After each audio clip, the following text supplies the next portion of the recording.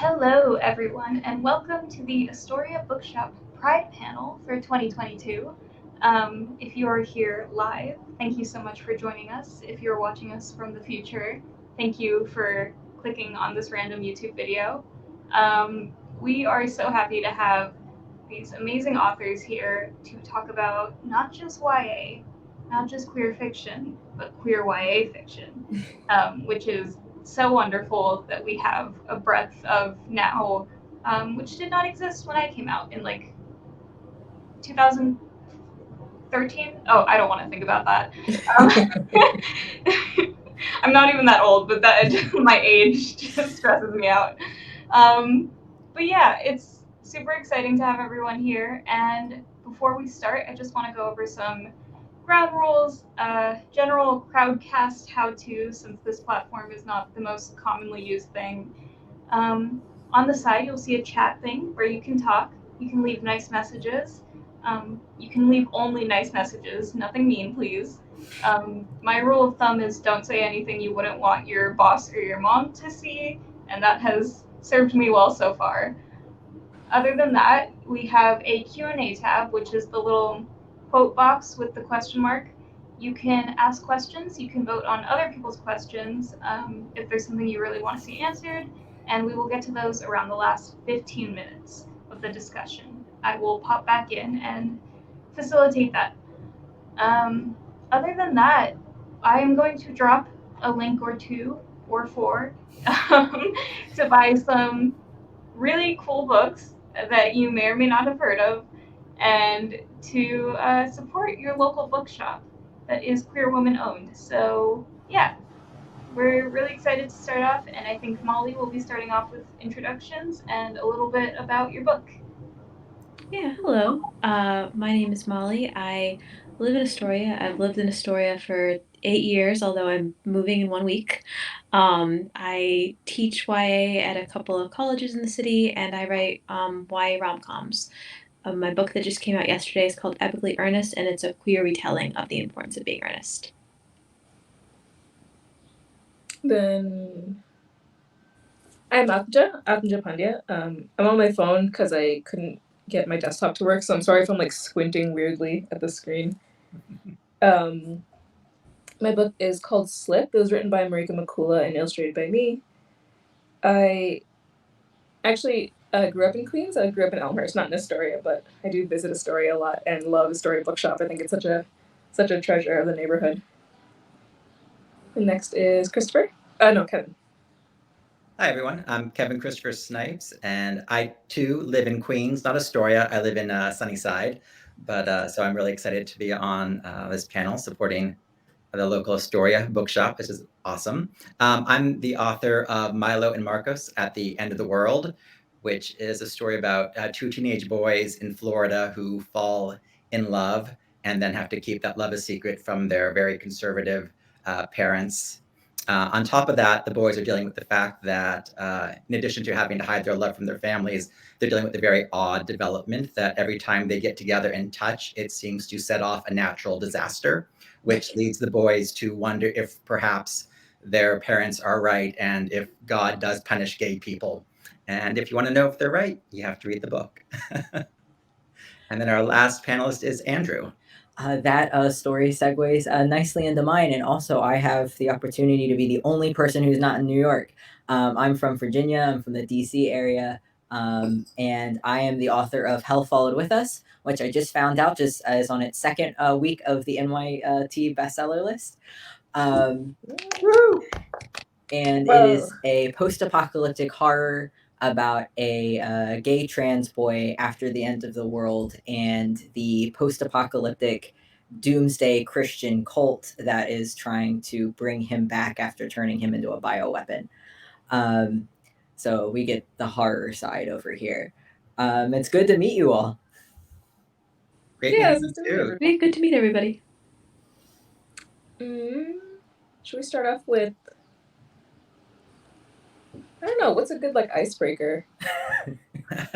Let's start with why did you write this book, I guess, or why did you make this book?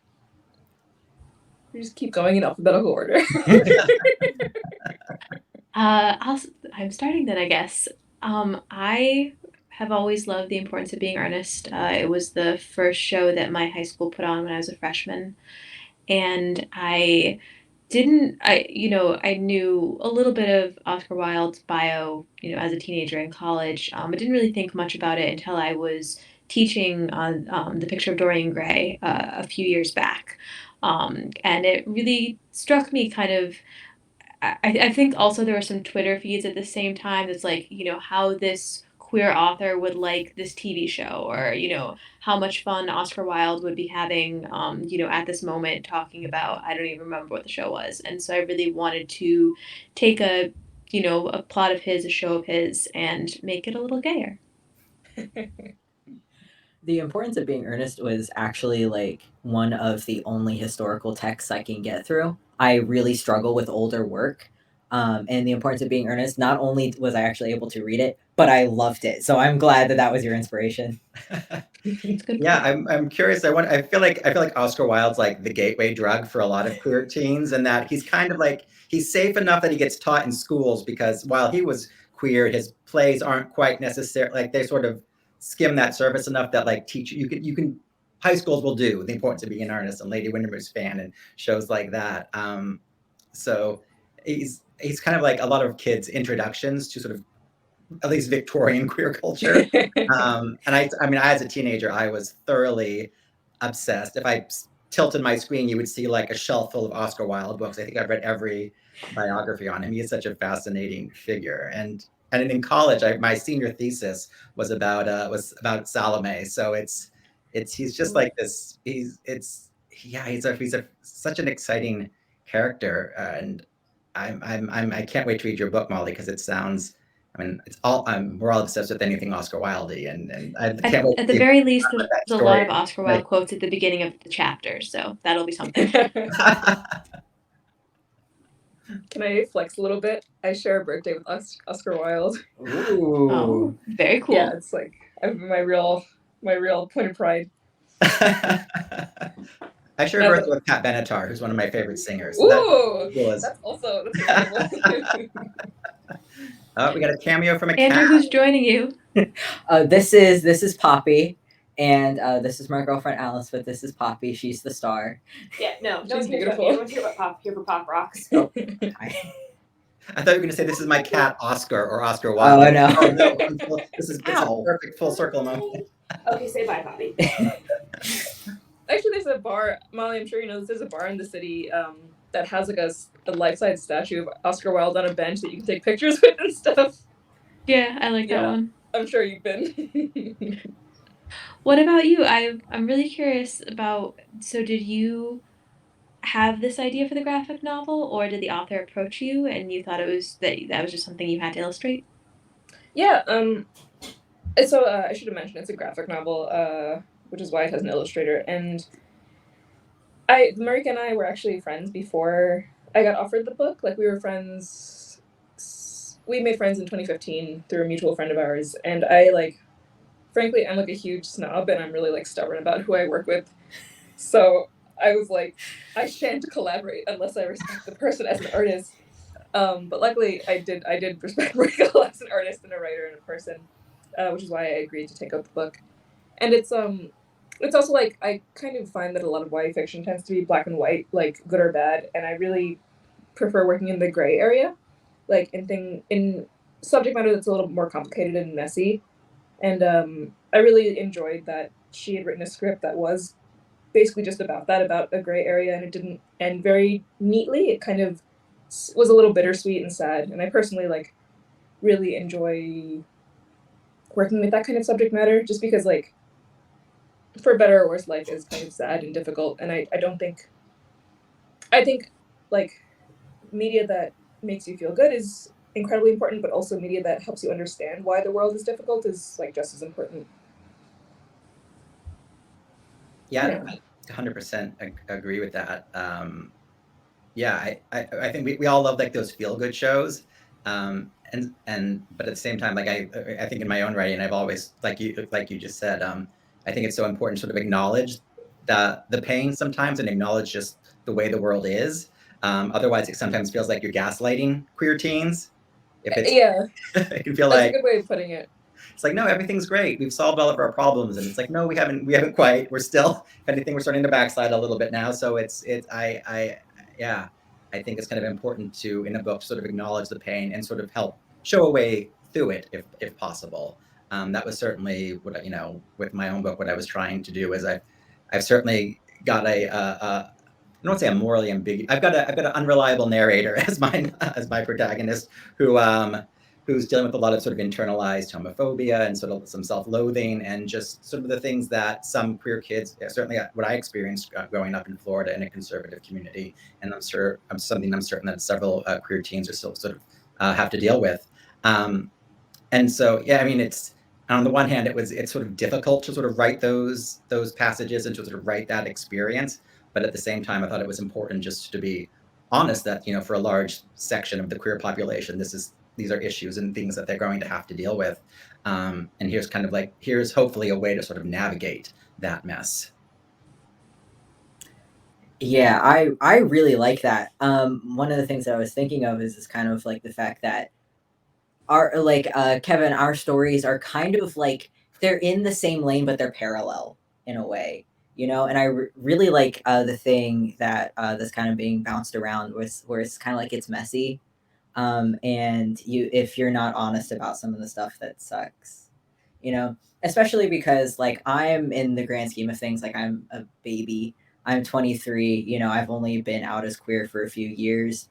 And growing up, I was angry and messed up all the time, even if I didn't know why. And so much of writing Hell Followed With Us was a recognition of that anger. Or it's just kind of like, yeah, you're going to feel like a monster. That's fine. Like, maybe being a monster is good. I personally think so. I think it rules. But it was very much just the kind of like, yeah, I 100% understand that you're angry, and you're angry for a good reason, especially like due to the backslide that you're talking about. And I would that's like my smart answer for why I decided to write it as YA.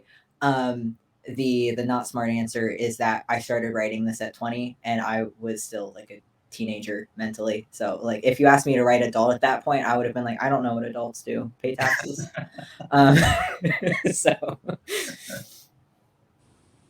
my grandmother just read my book over the weekend, and she was very sweet about it, obviously. But then she's like, I read your book, and I didn't realize how hard it used to be for queer kids.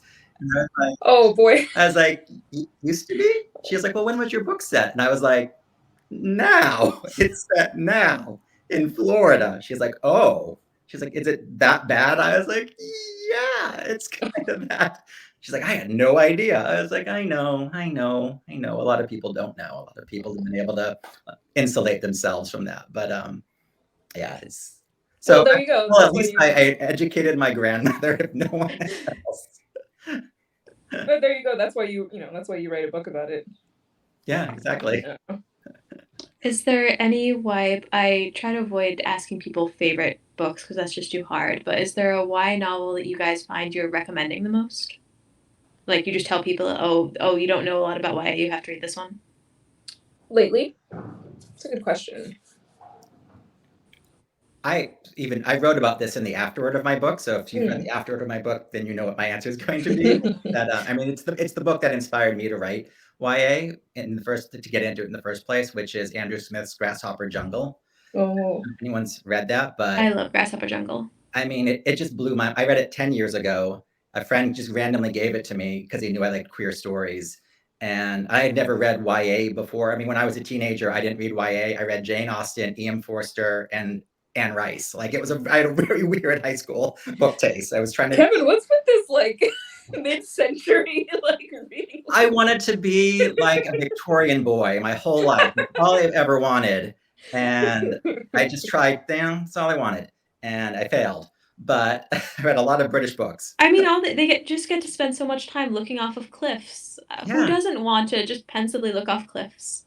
There's something kind of romantic, I think, about reading about eras gone by. It's like, I don't know. I was very into pioneer fiction, so I kind of get that, actually.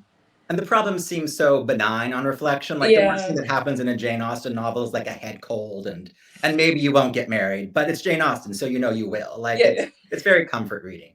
But anyway, so someone gave me Grasshopper Jungle, and I read it, and it's this queer fantasy horror romance story. It's about a teenage boy who's bisexual. He's not sure if he's in love with his girlfriend or his male best friend. But on top of that, the world gets invaded by giant killer praying mantises that start wiping out humanity. And I've never encountered anything like that. Like a queer story where it had queer characters at the center trying to save the world from giant monsters. Like it blew my mind. I didn't think such stories were possible. I just didn't know one was telling stories like that. And after I read that, I kind of discovered that, oh, if you want stories like that, like YA is just full of amazing sort of kind of what Laura was saying at I think before we were on camera, actually Laura was talking about just the wealth of stories in YA, where if you want a queer romance, you've got a queer romance. If you want queer vampires, we've got it. If you want queer cowboys, queer aliens, queer end of the world, queer anything, like in YA that exists somewhere and you can find it. And I think that's kind of wonderfully, that's just so inspiring. And that one book is like now why I have, many years later, written my own. Oh. Ow. What are other people's favorite books that they've been recommending? You had a real answer for that. I don't know if I have such a concise one. Well, one that I read recently that I really loved is Scout is Not a Band Kid by Jade Armstrong. That's her name. It's a YA graphic novel, and I just thought it was a very well done book. But one that was like more formative, like that I really loved and still love. Cornelia Funk, I think. No. She did Inkspell, like most famously, Oh. but she had another book called The Thief Lord, which I like. That is like one of my favorite books, and I've read it over and over since I was a kid, and like reread it periodically. And it takes place in Venice, I think, and it's about a bunch of kids who kind of have like a difficult relationships with their families. They form a found family and like they live alone in an abandoned theater. It's like very romantic. And looking back at it, it's not explicitly queer, but it's one of those books that is kind of like, oh, of course this is queer. It's about like a bunch of people who have like left their home and found family with each other and like made romance where they are like and are taken care of by like a kid who's barely older than them, right? I love that book. Yeah.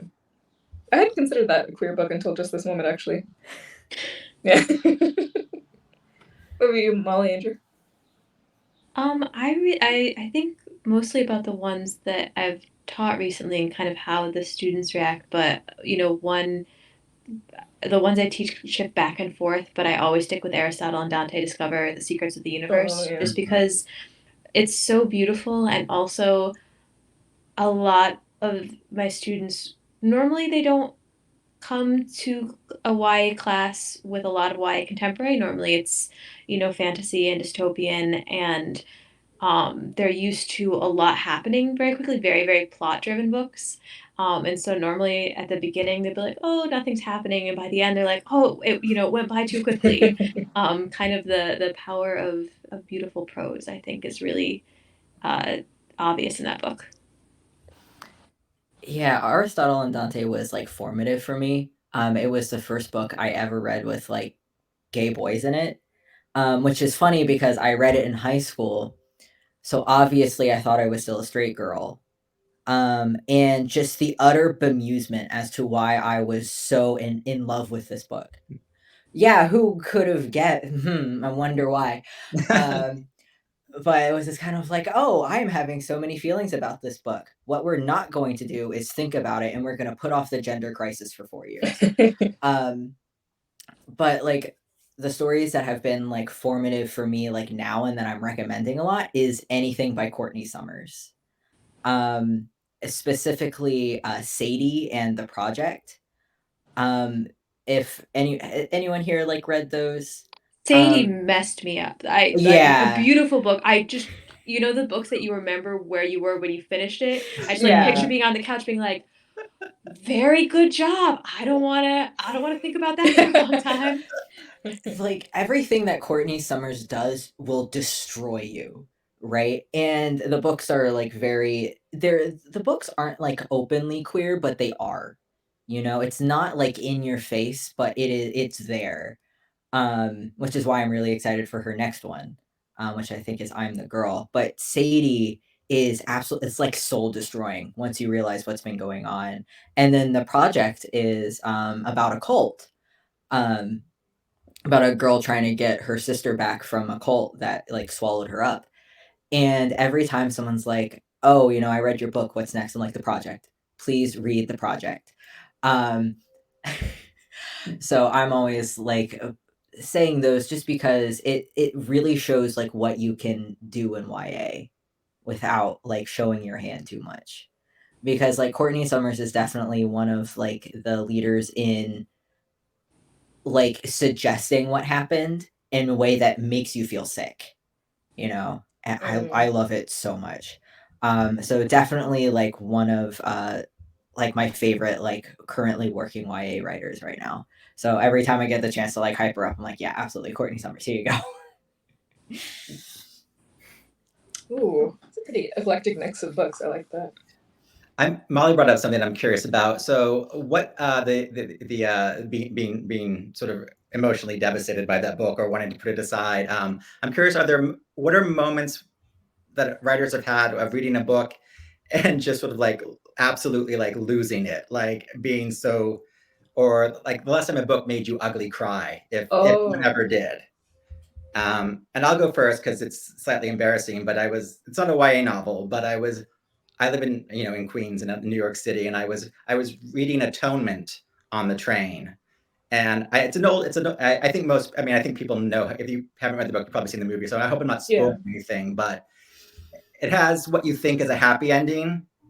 It's immediately then followed by a reveal that happy ending is a lie. And I just remember being on the train going into the city, being like, oh, good, everything worked out, and then turning the page and then realizing that it was a lie and just getting the truth that what had happened to the characters. And I'm standing on the train in the book and I'm just like sobbing on the train. I'm like, oh no, I'm that person on the train who looks like they've lost their mind and is just like randomly crying in the corner of which is a very New York moment to be like, yeah, it's good. No one minds. No one's going to give you any trouble. But I will always just remember just like losing it on the 7 train.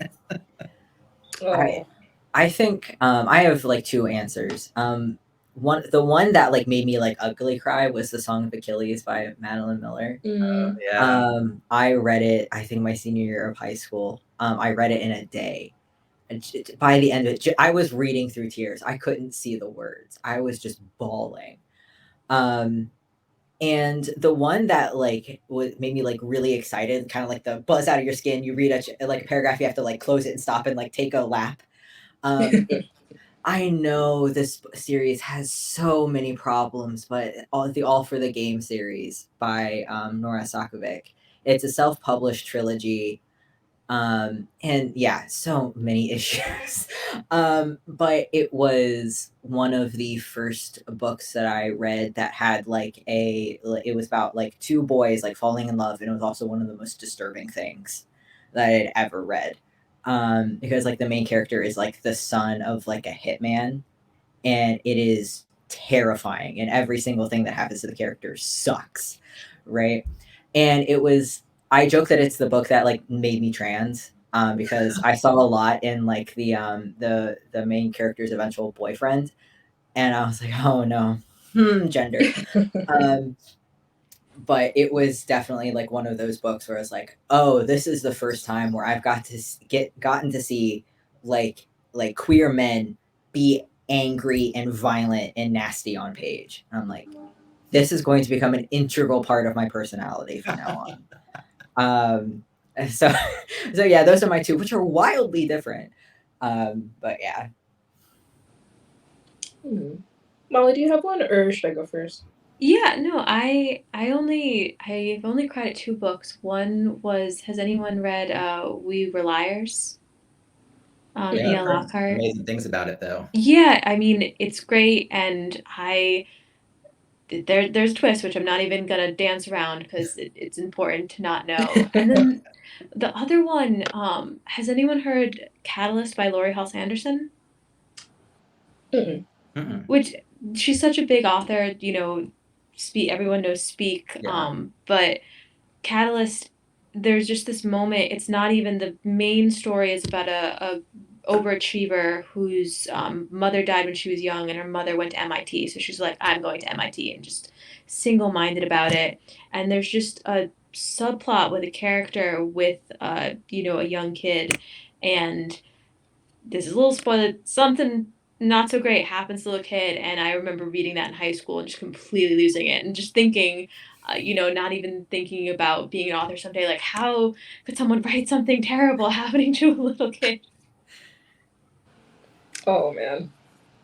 Yeah, it's definitely you grow up and then understand why you would want to process that. Like, right.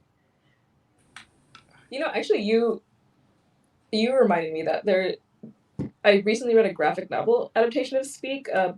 Emily Carroll adapted it, and I totally forgot that I read that. But that was a real gut wrencher, as you can imagine. I mean, seeing all that like interpreted visually was very kind of difficult, but really beautiful also. That's my serious answer. My kind of crazier answer is that I like recently reread all the Little House on the Prairie books just because I was like having, I don't know, I was just like going through something and I really wanted to reread them.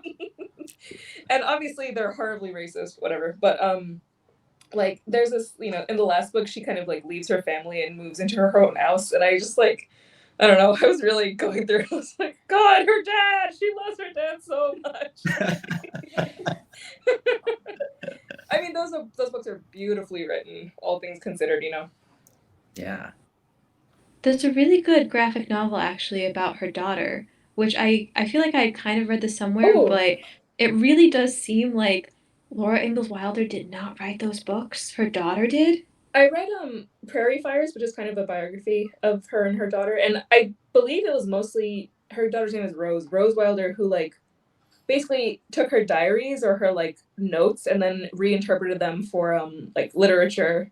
So that's the reason they're at all readable. Yeah. But apparently, I mean, if the graphic novel was a biography of Rose, and she got increasingly bitter that it was like, your mom's such a great writer, and she's like, no. It's me. Yeah. Oh, All right. yeah. I have a fun question if y'all like. Hit us. So obviously we're kind of like sick of hearing, you know, it's like being a marginalized creator in any way. We're all sick of hearing like, well, you know, like how did you put your marginalization in this book? Okay, no. How did you put yourself into what you worked in any way that does not have to do with your marginalization? Okay, go. Do you want to go first, Andrew? Or go ahead. I was gonna say, does being neurotic count as part of my marginalization? Yeah, sure. If you want not, then 100%. I sort of channeled all of my own neuroses into my protagonist. People say, you know, I've gotten the question before of like, how are you like you're similar to your protagonist? And I always answer that, oh, like my protagonist, I'm very neurotic. I think the world is ending, and I have zero life skills. So. Which is why, like my protagonist, I surround myself with people who do have life skills and who are less neurotic, and whose job it is to like calm me down and to keep me from spiraling. So I would say, in that regard, yes, if you're reading Milo and Marcos and you're sort of and if you're sort of living inside Milo's head for the course of that novel, that's sort of a glimpse into my own head. It's sort of my own thought of just like, kind of feels like the world is ending all the time. Maybe it is, and maybe it's my fault, and then spiraling on and on from there. So that is my answer. Yeah, unfortunately, mine also has to do with mental health. I mean, this book is like it's about Slip is like about grief and depression and like kind of closure and whether or not that's real, you know. And a lot of that is pretty like resonates pretty strongly with me, and yeah, I don't know, just the like processing of grief is something that's not like easy or at all like something you get over, like that perspective of it as like something that you kind of live with forever and not just like an event in your life that you have to get over, I think was something very personal to me that I wanted to put into this book. Yeah. I think in mine it is just the idea that I am a fan of love. That my protagonist believes that she will find someone and that her friends will find someone and then they do. I'm just over here watching rom-coms and audibly sighing. So, I was about to say like my initial answer was like, oh, it's monsters. I love monsters. But if you rewind far enough, the reason I like monsters was because I didn't know that I was trans or autistic. So that rolls out that answer. So because that does have to do with my marginalization. So another one, I guess, would have to be the fact that the book is so heavily based on video games. Yeah, because I don't know if if you've read it. Like one of the things that's very clear was that I was playing a lot of video games around this time. So my idea of how a story ended was with a boss battle, because I couldn't figure out how to end a book any other way than all right, we've been grinding and leveling up. We're at level 50. We're about, we're hitting like the Dark Souls boss. Like, let's go. And that was how I ended the book. The book ends with a boss battle. And looking at it now, I'm like, that's weird for a book. That's not usually how that works. But apparently it did. But yeah, apparently like a lot of my friends who know me will like read something. It's like, okay, so this is from Metro 2033 and this is from The Last of Us. And I'm like, I know.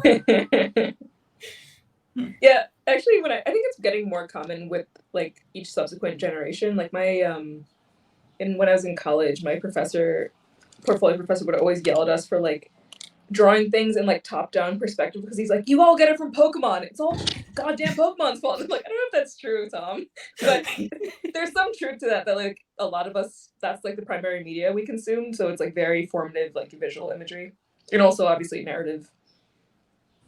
I want to see art students when like isometric, like 3/4 view was like popular. That'd be fascinating.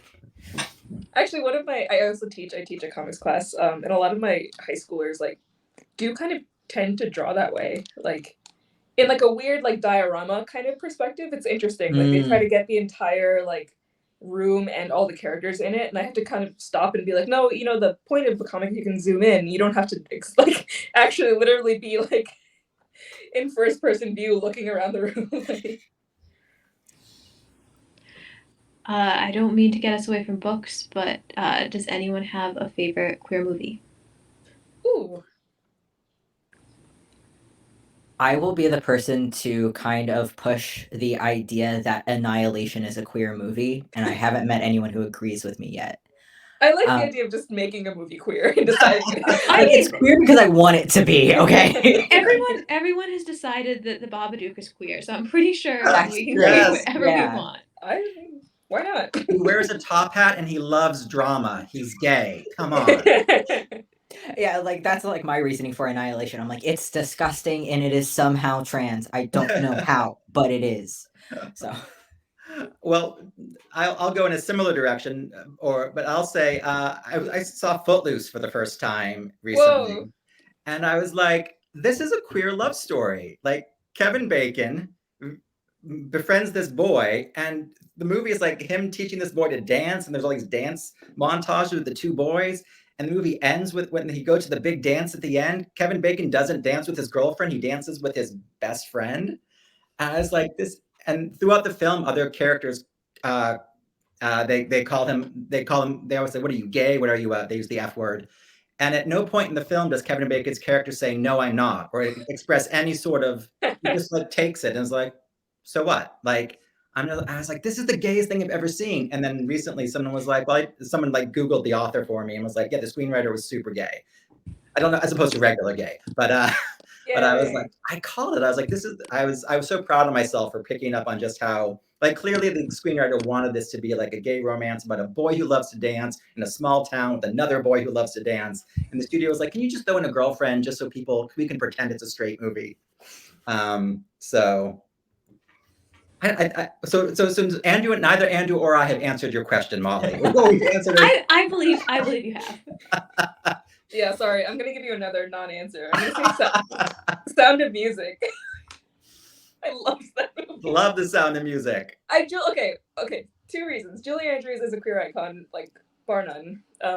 She did Victor Victoria, and like that is obviously a queer movie. But also she's just like, okay, musicals are inherently camp and thus are gay.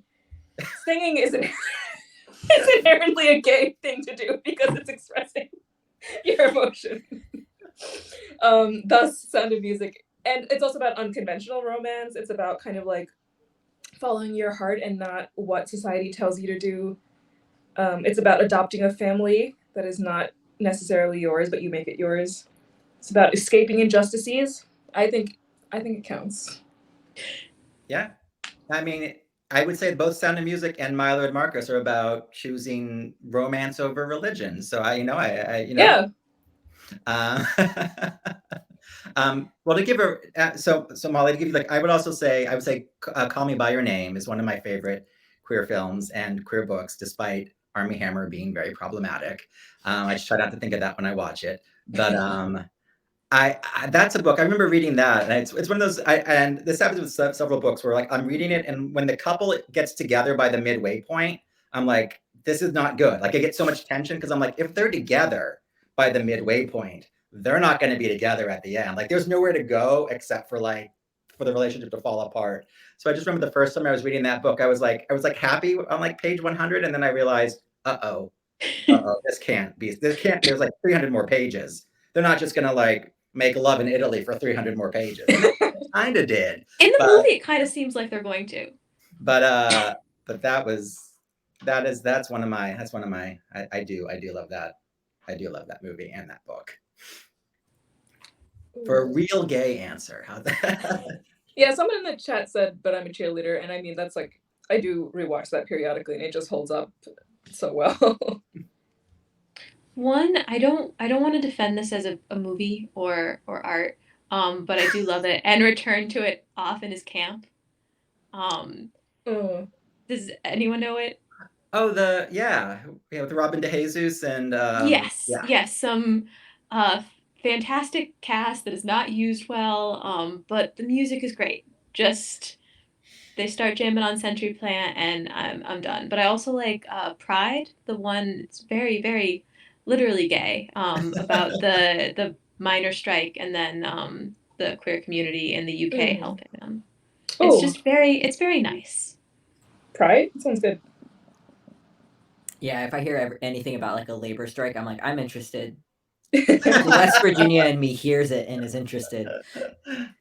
Oh, I do have an actual one, not just okay. The Birdcage, Robin Williams, Nathan Lane. On the Birdcage. I like that one is just like so deeply relevant to like I don't know, everything about it, even the stuff that doesn't age really well is like just so comforting and familiar to me because it reminds me of my own like my immigrant family, so I was so young and so stupid when I saw that film that I didn't realize they were a queer couple.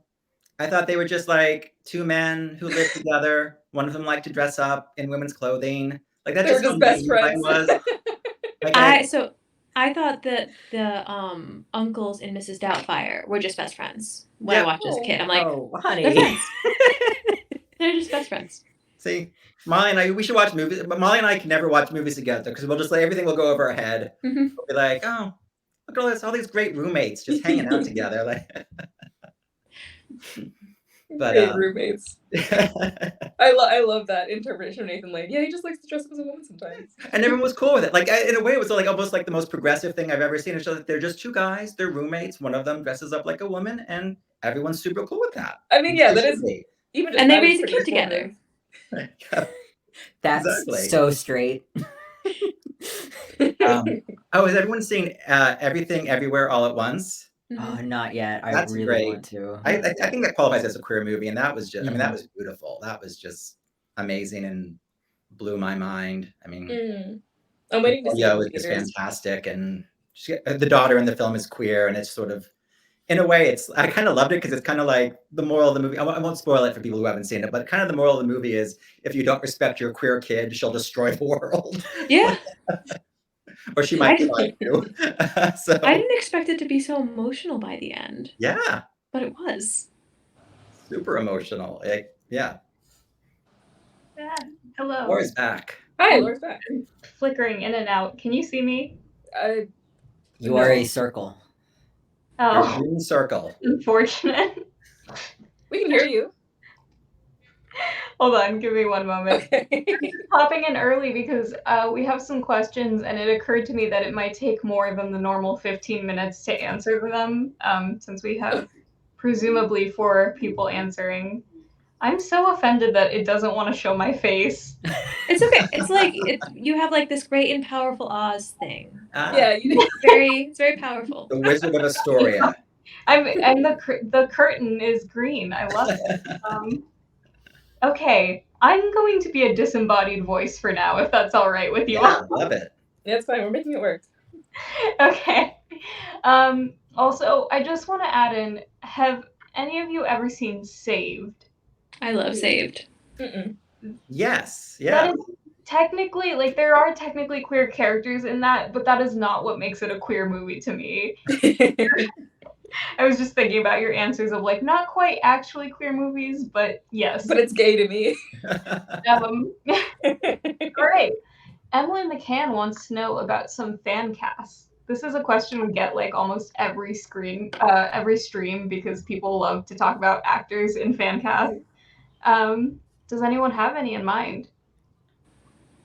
I don't understand the question. What's fan cast? Like casting a real person as the character in your book. Oh. See, again, very naive and stupid. I don't. No, I have to have everything explained to me in small. it's a very internet-y word. I'm online too much.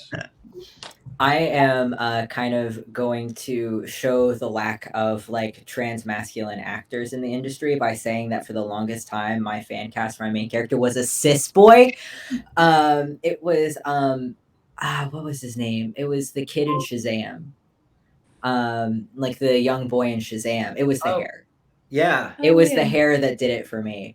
But like looking at it, it's like there's no like real like trans mask actors that I know, and there's certainly no like teenage autistic actors that I know. So I'm sitting here like I don't want to fan cast anybody because I'm however, what would be cool if we could get an animated series so we could get away with all the gore. I think that would be fun. Oh, and you could have a lot more fun with the voice acting. Oh, you should hear the audiobook. I felt like I needed to give the audiobook actor tea because the main character like disintegrates into a like horrific monster by the end, and he did not use a filter. That is his actual voice. And I'm like, is your throat okay? Did you do heavy metal at some point and I just missed it, sir? Like, it's impressive. That is Oh, commitment. I want to hear that. I love a good audiobook performance. What about you, Molly, for a rom-com story, like a little bit of a fun?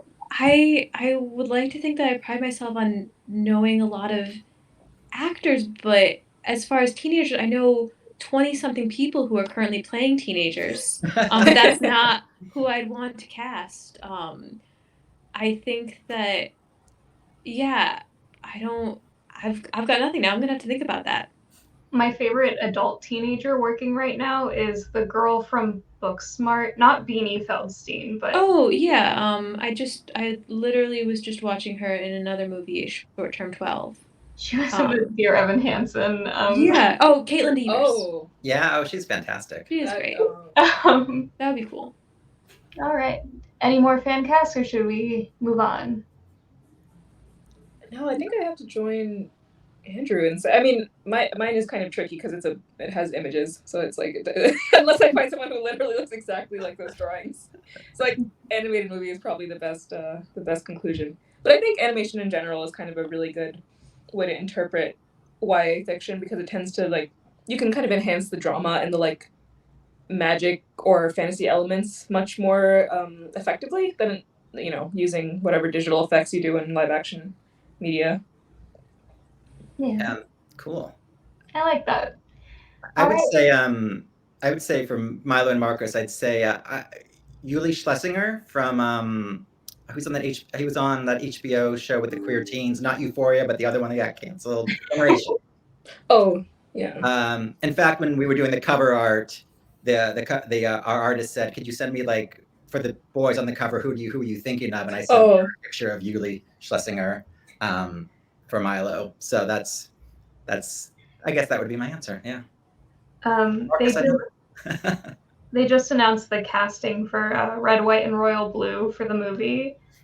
And I was very, very excited. Not what I expected, but excited nonetheless. Who got cast? Okay, I'm really bad with names. So I will tell you it is the guy from the Amazon Prime Cinderella. Lauren, that doesn't help me at all. What else do you want from me? Wait, I do forget there was a really they got a famous actress to play the mom, and now I'm blanking on who it was. Uma Thurman. I'm Googling Oh, it wow. on my Uma phone. Thurman's going to play the president. That's pretty cool. Yeah. Uma Thurman. It's got quite a cast.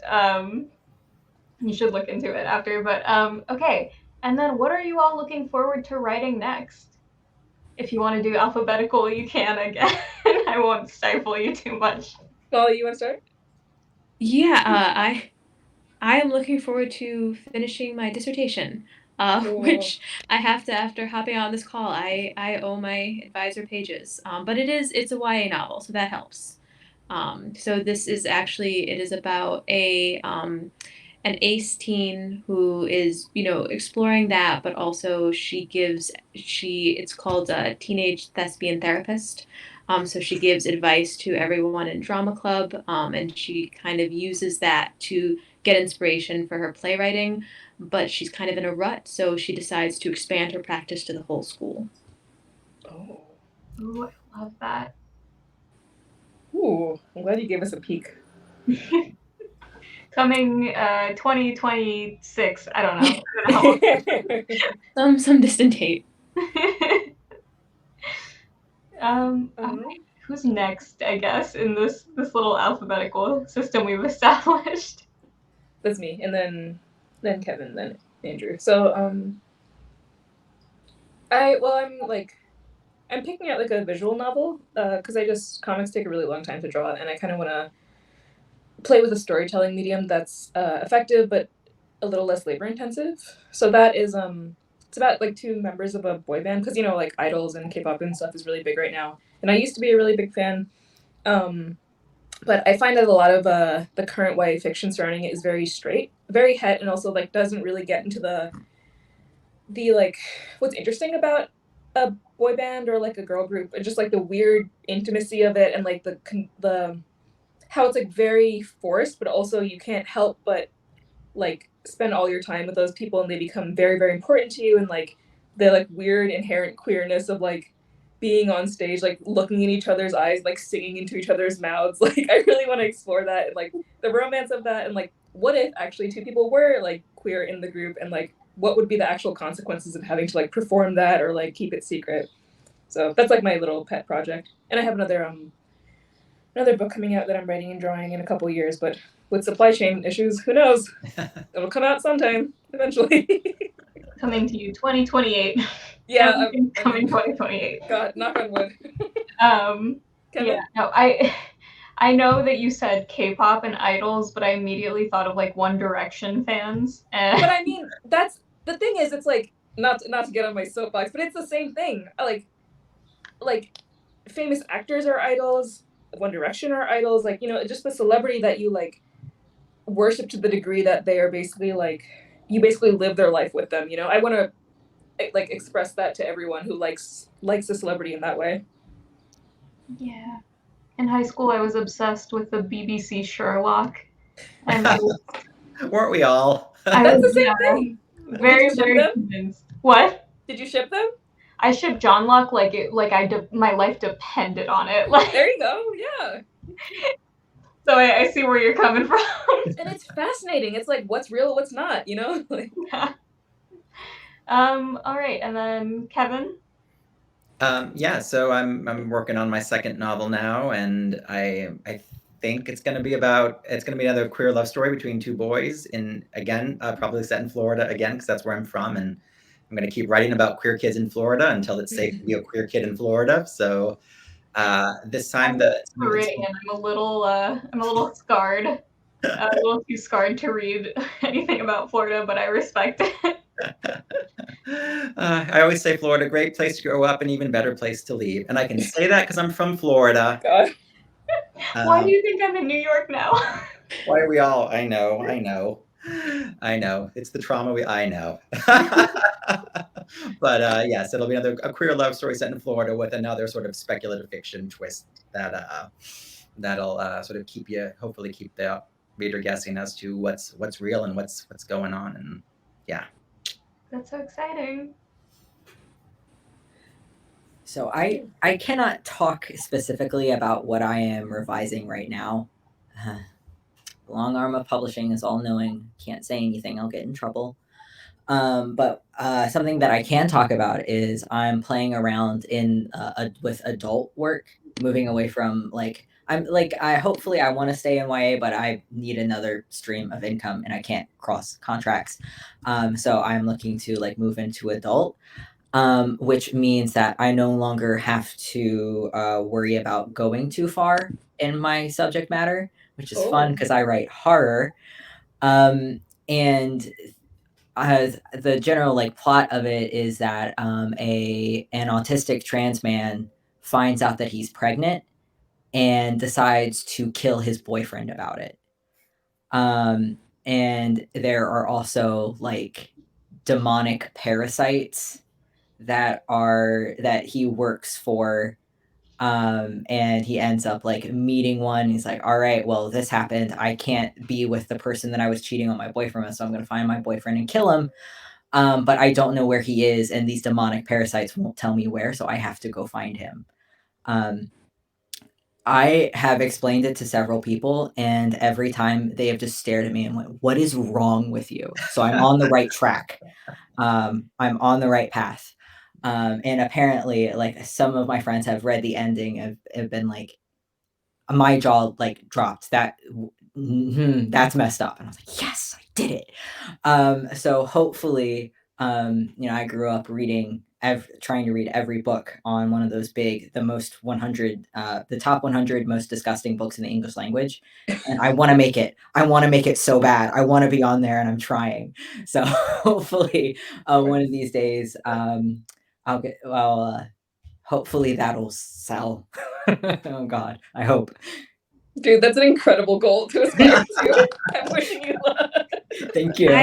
I'm excited to read your books in very bright sunlight in the middle of the day, nothing around to creak, so I have, sight lines on everything, nothing can sneak up behind me. I can 100% say that my stuff isn't scary, it's just gross, and that's the point, right?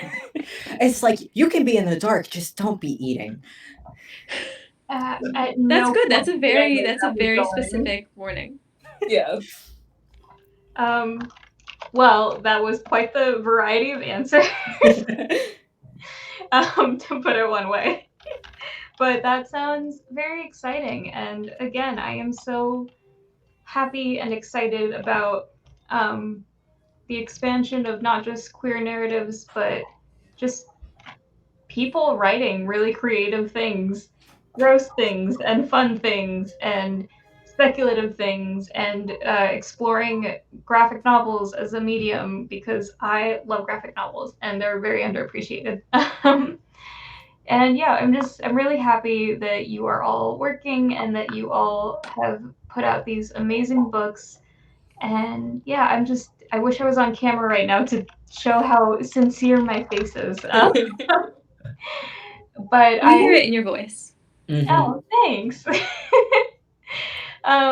Yeah, I'm just so happy to have you all here, and I'm so glad you joined us. And I really hope to work with all of you again in the future. But in the meantime, I think that everyone would benefit from picking up a copy of your books. We will have signed copies. I think everyone except Andrew will be coming in to sign because location. I'm in DC, yay. But Andrew's publicist will be sending along book plates. Mm-hmm. So you'll get a really neat signed sticker thing, is how I describe book plates. It makes it sound way less cool. I'm sorry. But yeah, thanks everyone. Now's your cue to wave bye. Thank you for coming. Yeah. It's good to meet everyone. Good to meet everyone. It was so much fun. Yeah, so nice to meet you. And thank you for moderating, Laura. Thanks.